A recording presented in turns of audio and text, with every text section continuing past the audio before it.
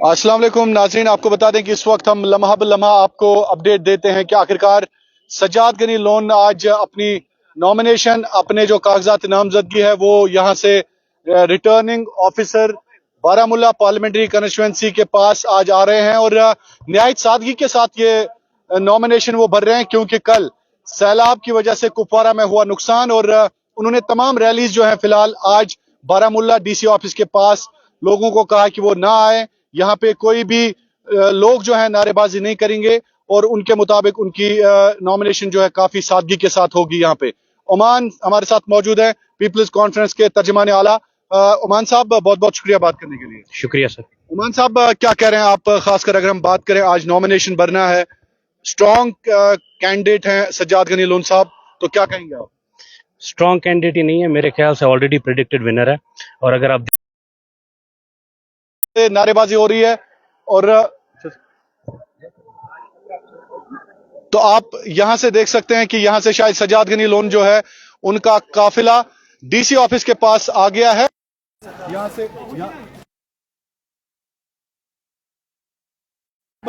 यह भी बता दीजिए कि अगर हम बात करें तो किन मुद्दों को लेकर आप इलेक्शन लड़ रहे हैं? देखिए, हम सच्चाई पे इलेक्शन लड़ रहे हैं। हम लोगों को कि क्या वापस आएगा क्या नहीं वापस आएगा, लेकिन ये बात है कि जो रिप्रेजेंट नहीं हो पाए हैं पार्लियामेंट में, उनको रिप्रेजेंट करके दिखाएंगे। जो आज तक नहीं हो पाया है J&K में, एटलीस्ट बारामूला कॉन्स्टिट्यूंसी में वो करके दे देंगे। आप सवाल उठा रहे हैं जो एमपीज चेंज किए हैं एनसी ने, उनको रिपीट नहीं किया गया, तो शायद आप भी ये मान चुके होंगे। हमारे लास्ट एमपी तो आपको भी कभी दिखे नहीं होंगे। आपने उनका कभी इंटरव्यू किया है, गए हैं करने, या कभी आपको बारामूला पार्लियामेंट्री कॉन्स्टिट्यूंसी के अंदर दिखे हैं? कभी नहीं दिखे होंगे, गारंटीड। मैं नहीं देखा हूँ who is well affiliated with the politics and I try to serve everything. नहीं हो पा रहा। यहाँ से देखिए आप, इमरान रजा अंसारी सबसे पहले आ रहे हैं। आप देख सकते हैं यहाँ बेग जी उनके साथ हैं, उनके हमरा, और आप यहाँ से मेरे कैमरामैन आपको दिखा सकते हैं कि इमरान रजा अंसारी साहब जो हैं, तो यहाँ से आप देख सकते हैं कि इमरान रजा अंसारी साहब और उनके हमरा हैं। ये बारामुल्ला में इस वक्त सज्जाद गनी लोन के हमरा, सज्जाद गनी लोन के हमरा इस वक्त आप देख सकते हैं। सफीना बेग के साथ साथ मौलवी इमरान रजा अंसारी, निजामुद्दीन भट्ट भी हैं, और निजामुद्दीन भट्ट हैं। और आप खुद देख सकते हैं कि सज्जाद गनी लोन इस वक्त आ रहे हैं और उनके हमरा मौलवी इमरान रजा अंसारी, सफीना बेग चेयरपर्सन डीडीसी बारामुल्ला, और भी कई एक लोग हैं।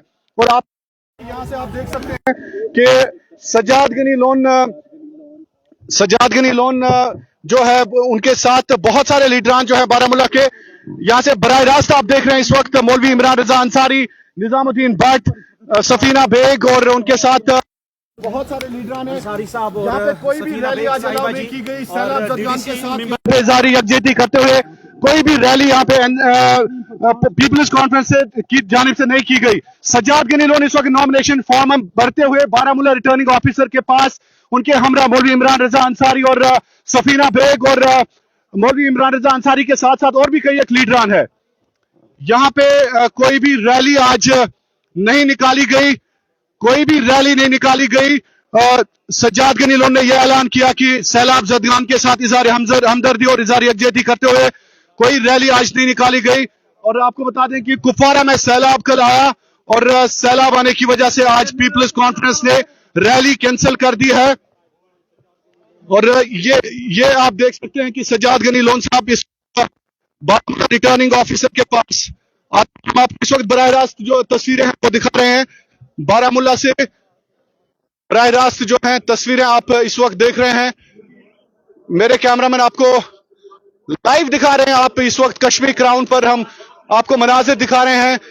सफीना बेग, सज्जाद गनी लोन साहब, इमरान रजा अंसारी साहब, और ये देखिए बिल्कुल निहायत सादगी के साथ ये नॉमिनेशन इस वक्त भरी जा रही है। और निहायत सादगी के साथ सज्जाद गनी लोन साहब इज़हार यकजहती करते हुए सैलाब जदगान के साथ, कुपवारा में सैलाब जदगान के साथ इज़हार यकजहती करके कोई रैली आज नहीं की गई,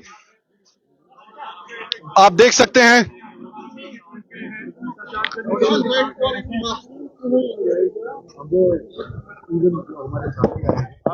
सब मैडम प्लीज आप पीछे रहे, थोड़ा सा पीछे रहिए ना। थोड़ा सा पीछे सबमिट आके वापसी पे। तो इस वक्त रिटर्निंग ऑफिसर के ऑफिस में जाते हुए सज्जाद गनी लोन साहब, उनके हमरा मौलवी इमरान रजा अंसारी और इस वक्त सफीना बेग, गनी वकील साहब और निजामुद्दीन रातर साहब, ये देखिए आप किस तरह से काफिला जो है वो सज्जाद गनी लोन साहब का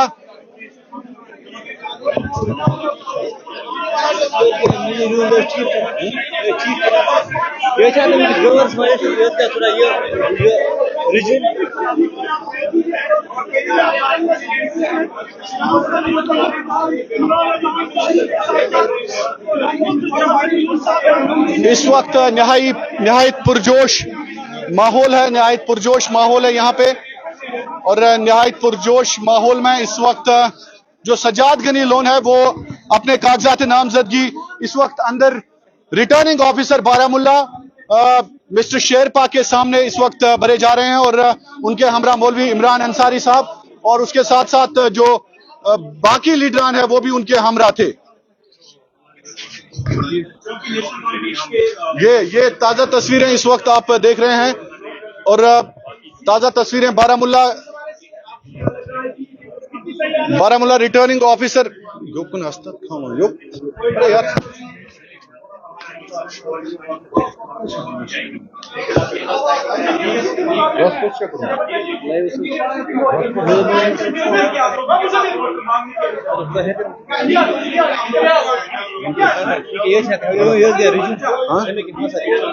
तो आपको बता दें कि इस वक्त हम रिटर्निंग ऑफिसर बारामुल्ला वहीं पे यहाँ पे आप देख सकते हैं निहायत सादगी के साथ जो सज्जाद गनी लोन है उन्होंने आज ये नॉमिनेशन भरा है, चूंकि सुबह खबर आई थी कि वो बिल्कुल इजहार यकजहती उन वर्कर्स के साथ करेंगे या उन लोगों के साथ करेंगे जो कल सैलाब से मुतासिर हुए हैं। बहुत ज्यादा लोग सैलाब से मुतासिर। उमान हमारे साथ मौजूद है, पीपल्स कॉन्फ्रेंस के तर्जमान। उमान, निहायत सादगी के साथ आपने ये नॉमिनेशन आज भर रहे हैं, तो इसकी वजह क्या है? रैली, बड़ी रैली क्यों? आज फ्लड विक्टिम्स, कल बहुत ही प्रॉब्लम हो गई है फ्लड से, तो बहुत ही विक्टिम्स इस टाइम परेशान है। उनके साथ सिंपैथी के लिए हमने अपनी रैली कैंसिल कर दी और एक सादगी से यहाँ पर आए और फॉर्म भरने के लिए। अच्छा, तो आपका मानना है कि कुपवारा में जो सैलाब है या बारामुल्ला में जो लोग मुतासिर हुए, उरी में मुतासिर हुए, वागुरा क्रीरी में मुतासिर हुए, हर जगह कम या ज्यादा पैमाने पे हर जगह मुतासिर हुए हैं, तो उसकी सिंपैथी के लिए हमने सब अपनी रैलीज कैंसिल कर दी और हम एक सादगी से यहाँ पे आए उनके साथ सिंपैथी जाहिर करने के लिए। ये अच्छा नहीं लगता कि हम अपना ऐसा कोई काम करते जो बहुत ही अच्छा था, इतनी खुशी से करते और वहां से लोग विक्टिमाइज हुए हैं कल सैलाब की वजह से। तो अमान, ये भी बता दीजिए कि मैनिफेस्टो की हम बात कर रहे थे, किन मुद्दों पे आपका इलेक्शन जो है वो रहेगा बारामूला में? देखिए, मेरी बात गौर से सुनिए।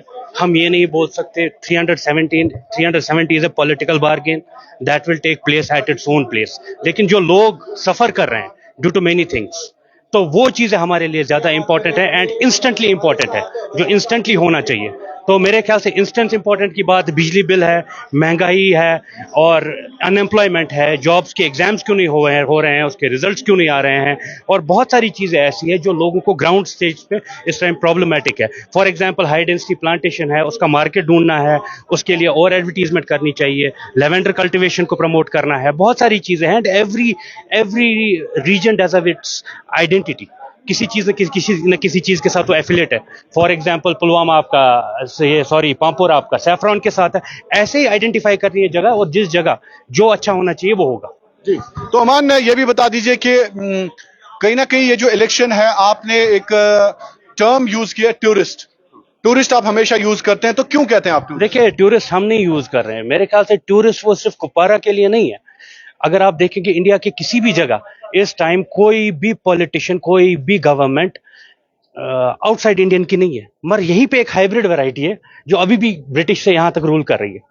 सो टूरिस्ट तो वो हमारे लिए नहीं है, मेरे ख्याल से J&K के लिए, but it does depend upon the understanding of the people whether they take him as a tourist, but for us he is a total alien. मैं टूरिस्ट भी नहीं बताऊंगा. For us, he is a total alien. You talk to him, he won't understand what they are telling. You go to him and It's a language he doesn't No, no, it's not about the language. It's about the problems of the people. When he has last visited Kupwara, when he has last visited Uri, you check, because he is not a person who is totally affiliated with the ground. He is a person who sits in his palace and starts dictating things. तो And he is the sort of person who starts dictating things from the home. He does not know the ground reality of people, what people are going through. And I think this is right time to send a person from your own place to the parliament who can say to them what is right for that place and what is wrong for that place. So, Oman, tell me one more thing, that since I think Kupwara will vote majorly in terms of polling.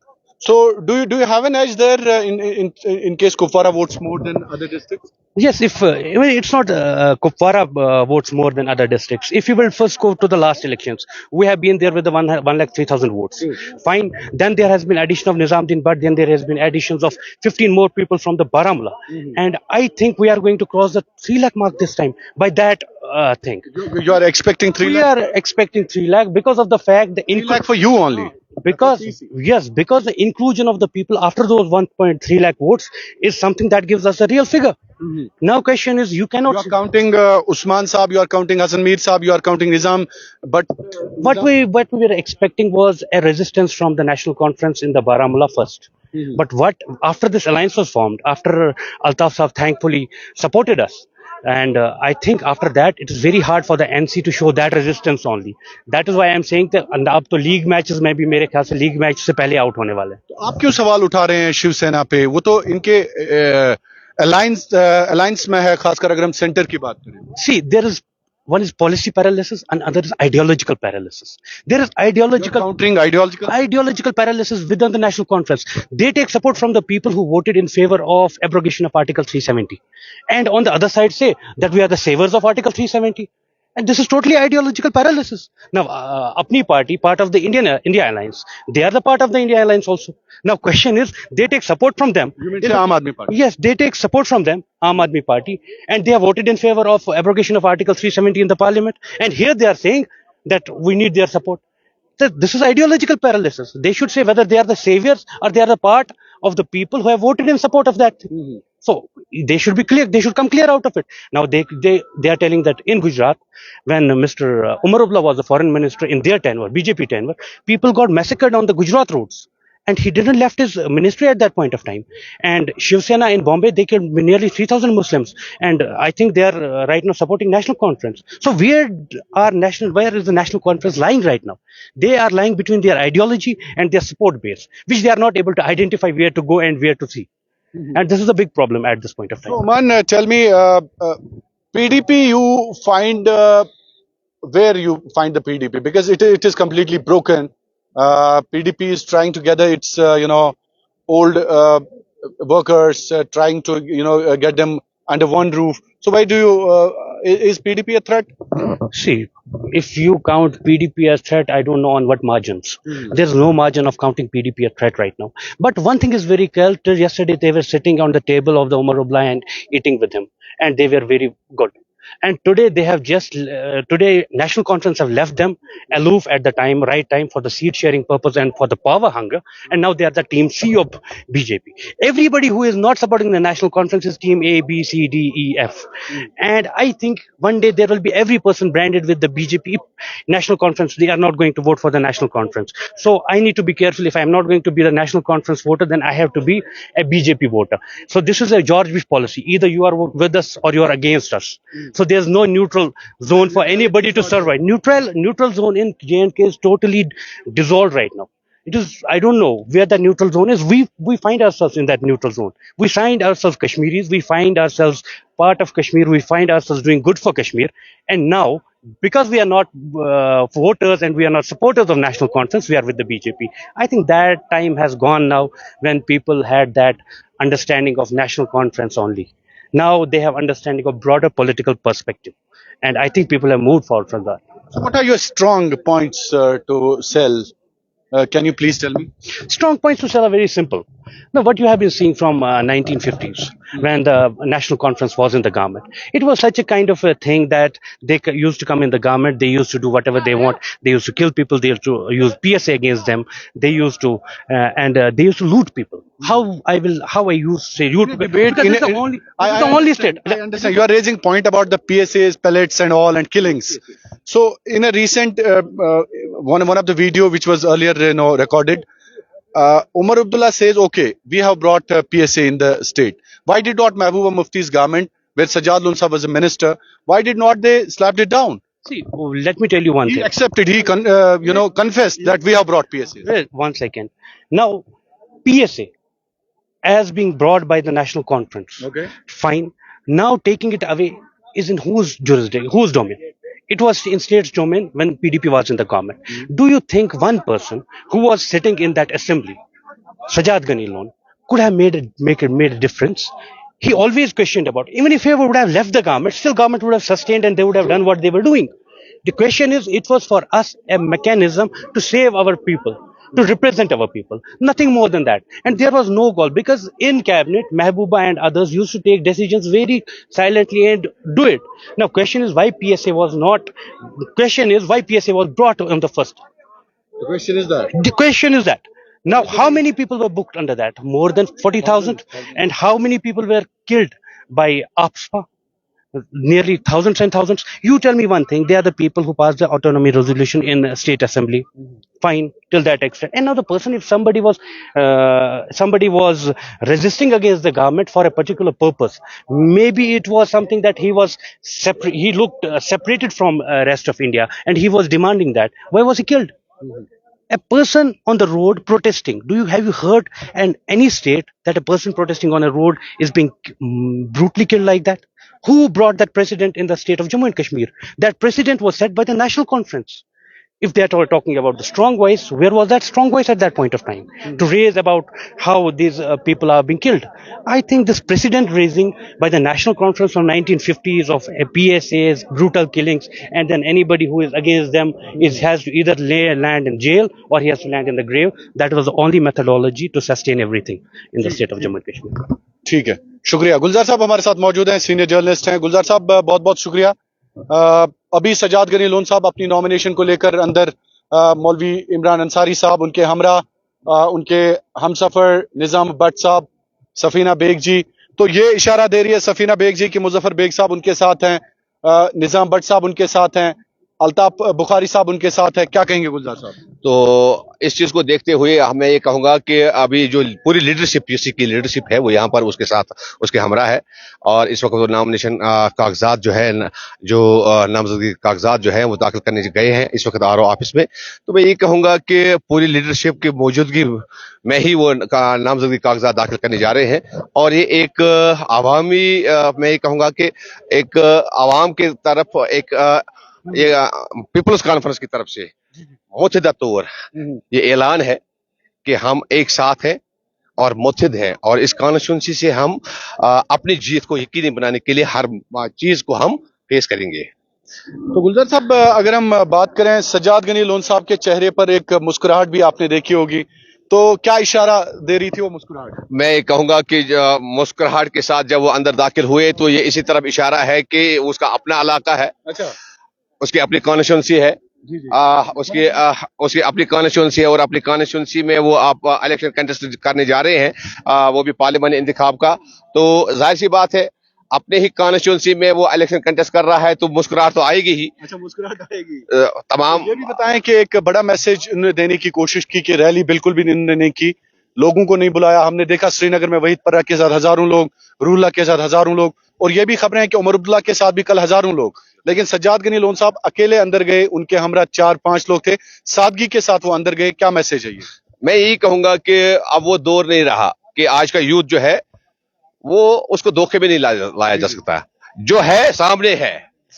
धोखे में लाना मतलब धोखे में लाकर किसी को वर्गलाना, वो बात, वो सियासत खत्म हो गई है कश्मीर में। जम्मू कश्मीर में तकरीबन मैं यहाँ पर शुमाली कश्मीर की बात करूं तो हजारों की तादाद में नए वोटर्स हैं, जो शिरकत करने जा रहे हैं बिल्कुल, किसमें बिल्कुल। हजारों की तादाद तो में, एक, उनके लिए एक पैगाम होना चाहिए। वोट है। बिल्कुल, उनके लिए एक आइडल होना चाहिए, उनके लिए एक पैगाम होना चाहिए कि कौन कैंडिडेट क्या करने जा रहा है हमारे लिए। जब वो मुंतखब होगा, पार्लियामेंट में जाएगा, तो कौन सी नुमाइंदगी, किस तरह की नुमाइंदगी की जरूरत है उनको। उनको बेरोजगारी का सामना है और शायद उनके लिए बेहतरीन आवाज है सज्जाद गनी लोन। तो आप मानते हैं कि सज्जाद साहब difference can make a difference? बिल्कुल मेक सकता है, बना सकता है ये, और ये तब्दीली ला सकता है, क्योंकि इसने भुगता भी है खुद, बहुत बहुत कुछ भुगता है इसने। और चांसेस इसको इसलिए भी है, एक तो मैंने कहा कि ये इसको होम डिस्ट्रिक्ट है, होम कॉन्स्टिट्यूंसी है, और दूसरी बात ये कि जो लग रहा है वो मैटर कर सकता है होम डिस्ट्रिक्ट के, अगर उमर साहब का ताल्लुक शहर से है, सज्जाद साहब का ताल्लुक गाँव से है, तो शुभासा गुलजार साहब गांव शहर सो कर मैटर वो इन्होंने खुद अपने अपने पब्लिक रिलीज में जाहिर भी किया है, क्योंकि वो मैटर करेगा। और जाहिर सी बात है, मैंने ये पहले ही कहा है कि कश्मीर में ये जो इलाकाई हैसियत की नजर से देखा जा रहा है कैंडिडेटों को, इलाकाई हैसियत से कौन कहां से बिलोंग करता है, और वो इलाका उसको सपोर्ट करेगा। जाहिर सी बात है, ये इसको होम कॉन्स्टिट्यूंसी है, तो यहाँ पर ज्यादातर रुझान, आवाम का रुझान सज्जाद गनी लोन की तरफ ही रहेगा। चलिए, बहुत बहुत शुक्रिया। तो बात कर रहे थे गुलजार साहब, एक सीनियर जर्नलिस्ट होने के साथ साथ शुमाली कश्मीर के काबिल तरीन जर्नलिस्ट भी हैं। तो इन्होंने कहा कि सज्जाद गनी लोन साहब आज मुस्कुराहट का माने ये है कि उनकी होम कॉन्स्टिट्यूंसी है। और आपको बता दें कि इस वक्त सज्जाद गनी लोन साहब जो है अपने कागजात नामजदगी मिस्टर शेरपा जो यहाँ पे रिटर्निंग ऑफिसर है उनके सामने भर रहे हैं। उनके हमरा मौलवी इमरान रजा अंसारी, सफीना बेग चेयरपर्सन बारामूला DDC, और उनके हमरा निजामुद्दीन भट्ट साहब और मौलवी इमरान अंसारी साहब। चूंकि अब देखना होगा कि कल उमर अब्दुल्ला क्या कहते हैं, क्या करते हैं। उमर अब्दुल्ला का कल है, आज सज्जाद गनी लोन साहब का था। बहुत बहुत शुक्रिया आपका।